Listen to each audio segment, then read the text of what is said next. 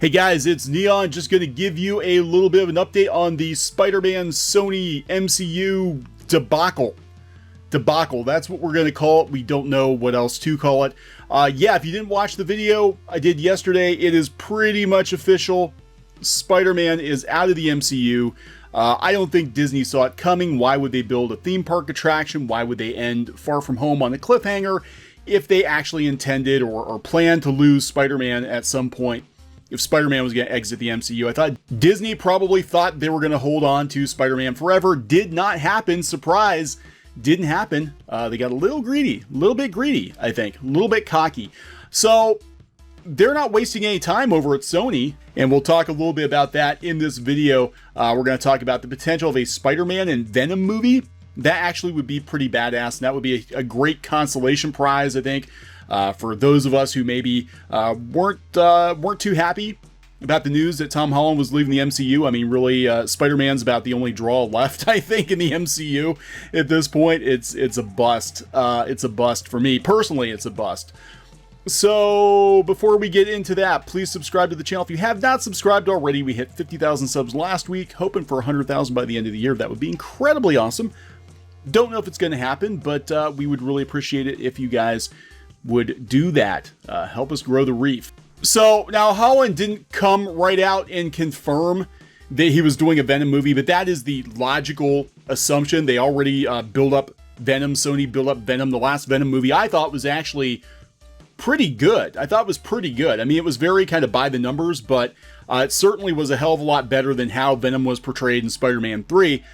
And audiences liked it, made a lot of money, and it definitely leaves the door open for Spider-Man to crossover with Venom. Now again, we kind of wondered what's going to happen with, the MCU version of Spider-Man, because they've already tied Spider-Man into the Avengers so much. Are they going to have to reboot? Do they just have him go on and not mention the Snap again, Thanos again, Iron Man again, never mentioned again? That would be freaking weird.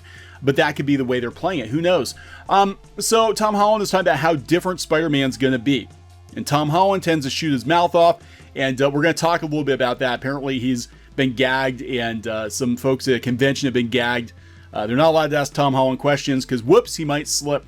He might slip up. So amid the Disney-Sony dispute, Tom Holland says, new Spider-Man movie will be very different. It'll be something very special and different. That's very vague, but here we go. Could be a Venom crossover. That would be cool. Tom Holland will come back to play Spider-Man again, even if the character leaves the MCU, due to the dispute between Disney, Marvel Studios, and Sony over the weekend at Keystone Comic-Con in Philadelphia, not too far from us. Holland himself confirmed there's likely to be at least one more Spider-Man movie with him in the lead role, according to GameSpot, sister site comicbook.com. I did not know that GameSpot and comicbook.com were owned by the same people. Interesting. In fact, Holland pointed out that he and the creative team have already pitched a third Spider-Man movie. It was previously confirmed that Far From Home writers Chris McKenna and Eric Summers will return for the third movie. We sat down with some of our creatives. We pitched Spider-Man 3, which is going to be something very special. Very special. It's going to be something very different. It's not going to have Iron Man in it. It's unknown right now if director John Watts will come back for the third film. Yeah, Marvel's trying to poach him. So, everybody's like, oh, there's no bad blood between Marvel and Sony. It's like, hell yeah, there is. They're going to try to poach the director. So, I mean, yeah, there's absolutely bad blood. It was recently reported that Marvel is now trying to hire Watts for another movie, as he has not yet signed on for any additional Spider-Man films. Holland also spoke about his future as Spider-Man. He referred to Marvel in past tense. He referred to Marvel in the past tense. It's done, people. It's over. There are reports, maybe, possibly, that Disney and Sony are trying to work something out, but Disney is very proud. Disney is very greedy. Disney, I don't think, is going to bend to Sony's demands. Actually, it's kind of the other way around. I think Disney was asking entirely too much. Entirely too much from Sony, and they said, no, we don't need you. We don't need you anymore. See ya. See ya. I'm just so grateful that Marvel changed my life and allowed my dreams to come true, and Sony allowing me to continue living my dreams. It's a crazy week, and it's never been done before, so we'll see how it goes, and it'll be amazing and fun. Amazing and fun. Holland wasn't clear how the next film will be different, but we may be able to glean insight from MCU boss Kevin Feige months before the split. He said in an interview with Cinema Blend, Going forward, Spider-Man will be less in the shadow of the larger MCU. Yeah, well, possibly. So in terms of your question about going forward, it'll be fun to see Spidey back in his element, out of the shadow of Tony, out of the shadow of the other Avengers, his own man now, his own hero. Well, would that have actually happened if he stayed in the MCU? Because, you know, even with Tony Stark gone, I just, you know, Spider-Man is basically a junior Avenger. His tech is heavily dependent on Tony's. I mean, the entire plot of the first two solo Spider-Man movies in the MCU revolved around Tony Stark's tech. You know, I mean, it was kind of crazy. So, you know, I could see them using Spider-Man, since he actually is bankable, to introduce other characters in the MCU. You know what would happen, right? If they kept Spider-Man in the MCU, it would be Marvel team up. They would introduce all these other like D-list characters through Spider-Man. They would shoehorn them into Spider-Man movies to try to bring them into the MCU, because they know people are going to go see a Spider-Man movie. You know, they know they're going to go see a Spider-Man movie. But that obviously is not going to be the case now. So now he's facing his own challenges that aren't coming from the Avengers, like Civil War, Aliens coming, or Infinity War, Endgame. Yeah, but again, how are they never going to mention the snap? They're never going to mention it. You know, biggest event in human history, they're never going to mention it. Although I would like to see a solo Spider-Man movie. Again, that would be nice. So again, you know, they're talking about how Feige said that the deal was never expected to last forever. They're saving face. They absolutely thought they were going to hold on to Spider-Man forever. They would not have built a ride. They would not have ended Far From Home on a cliffhanger, you know, if they did not think they were getting to keep Spider-Man. It wouldn't have happened. It wouldn't have happened. So they're talking about Sony. It's no surprise that Sony wants to make more Spider-Man movies with Holland, as Homecoming and Far From Home were enormously successful at the box office. Homecoming made $880 million, and Far From Home brought in over $1 billion. So yeah, of course Sony's going to want to keep as much of that money as possible. But to be fair, I mean, look, Spider-Man 1 through 3 were huge hits financially back in the day. But this version of Spider-Man, you know, tied directly into the MCU. People watched the Spider-Man movies because they were part of the bigger Marvel Studios thing leading up into Endgame. So, you know, I mean, I think creatively, I think it's probably better that Spider-Man leaves the MCU. I just don't know if it's going to work out as well financially for Sony as they think. Because especially now, people went to go see Far From Home, not even so much because it was a Spider-Man movie, but I think they went to go see it because it was sort of a coda for Endgame. Like, where's Marvel going to go next? Where's the MCU going to go next? We better go watch Spider-Man because it deals with the fallout of the snap, and we're going to kind of see where things go from here. I think that was a big part of it. And now that he's not going to be, you know, part of that machine anymore, and now that people have seen Endgame and they're kind of, you know, over it, and a lot of people, frankly, are over the MCU. I don't know. I don't think, you know, a Spider-Man movie apart from the MCU is going to do. I think it'll do well, but I don't think it's going to do as well. I don't think the next Spider-Man movie will break $1 billion. I don't know.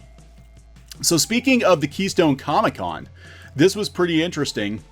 That convention banned Spider-Man questions for Holland, citing contract talks.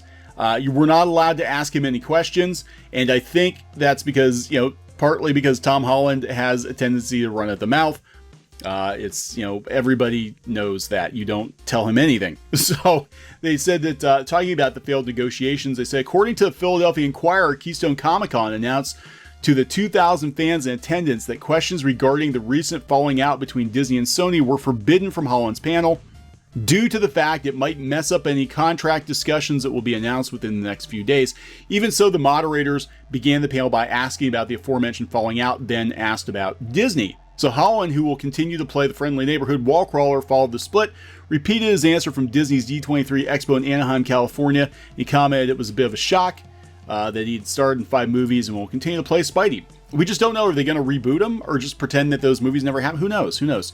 One fan, Nicole Emma, tweeted her annoyance regarding the announcement and said she couldn't remember a Comic-Con where audience members were forbidden to ask about a certain topic. Well, if you've been to anime cons lately, there are certain topics you're not allowed to ask certain individuals about. So this actually is becoming more and more common, I think. This is in all caps. All caps. That means she's really angry. Guys, they just told us we can't ask questions about the whole Sony Marvel thing so we don't mess up any contract discussions that will be announced within the next few days. Hashtag Keystone Comic Con. It was kind of odd to be told not to ask about it, then have them ask it in the interview. They probably just, it was phrasing. It's how they phrase it. I think they just did not want audience members to put them in a really bad position. The answer he gave was so scripted. I think they're still working on it. It was almost literally word for word what he said at D23. Yeah, he's coached. They got PR people coaching him, and they're saying, Tom, you can say these things. So to make sure that the audience doesn't throw him a curveball, of course they're going to say, you know, audience members, you can't ask him. But it is kind of weird. I mean, right now, look, again, this just shows me that this was not what was supposed to happen. The fact that he's at this show now, that he was at D23 with, you know, going to a Disney event, granted to promote another movie. Disney would not have brought him in if he was working for the enemy. You know, this happened, this bombshell was dropped before, you know, when he had already been booked for these appearances, when he was already scheduled to come to D23. Disney did not expect to lose Spider-Man. There's no way in hell. There's no way in hell. They would have kept him away from the show. They would have, you know, Sony probably would have kept him away from convention appearances for the time being until they got it all worked out. He was not expected to leave the MCU. Spider-Man was not expected to leave. Disney thought they had it, I think. The news of the rift between Sony and Disney came not long after they announced its final collaboration with Marvel Studios. Far From Home was expected to be the company's highest grossing film of all time. This is about money. It's all about money. Sony wants money. Disney wants money. And, you know, Sony doesn't think it needs Disney, and Disney wants too big of a cut, in my opinion. So, yeah, very interesting situation here.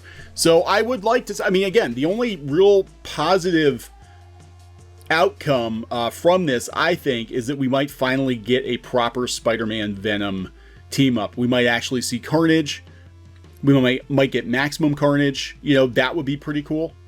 But yeah, Spider-Man is effectively cut off from the rest of the Marvel Comics universe. So the celebration that a lot of fans had, I guess MCU fans had, some fans had, was that all of Marvel would be together, that Disney got everything. They got Spider-Man, they got Fantastic Four, they got X-Men, and the entire Marvel universe can be together in movie form, and that's not going to be the case. It's not going to be the case. So, I don't know where things are going to go from here. So we're going to wrap this one up. Please subscribe for more pop culture news, views, and rants here on Clownfish TV. Thank you so much for the support, and we'll talk to you guys later. Hey guys, thanks for watching Clownfish TV. Please consider supporting the channel. Go to clownfishsupport.com. That's clownfishsupport.com. And if you want to join our community, go to clownfishtalk.com. That's clownfishtalk.com. Please subscribe, ring the bell for notifications. We will talk to you next time.